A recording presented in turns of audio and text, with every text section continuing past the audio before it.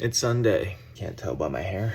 And I'm in the mood for a tomato sandwich because it's summer in Michigan and we only have a few months of this. But you can't just use any tomato for a tomato sandwich. You need to know what you're doing. So I'm gonna show you some tomatoes that you should look out for when making the best tomato sandwiches. This one is called a Hungarian heart. These tomatoes can get up to 1 pound. You can tell it's got its name by the way it's shaped. It's literally heart-shaped. They're meaty, not too watery, but they are very, very good with salt and pepper, which means they're very, very good for tomato sandwiches. Do I want tea or coffee?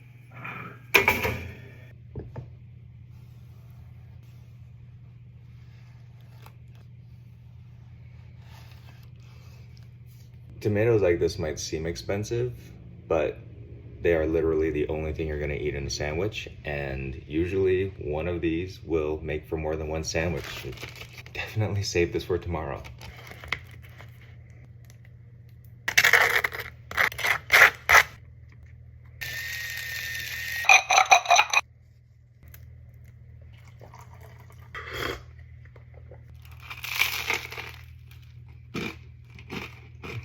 Now, when a lot of people tell me they don't really like tomatoes or they don't understand tomato sandwiches, I just feel like they haven't had a really good tomato.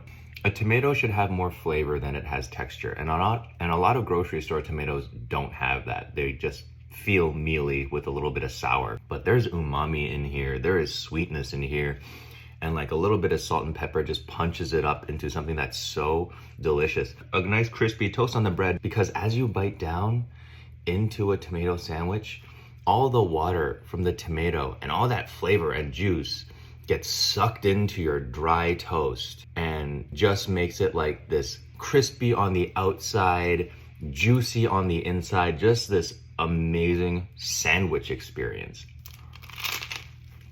And as you chew, you go from a crispy sandwich to almost something that's steaky and satisfying. It's just a summer tomato sandwich. Get into it. Just do it.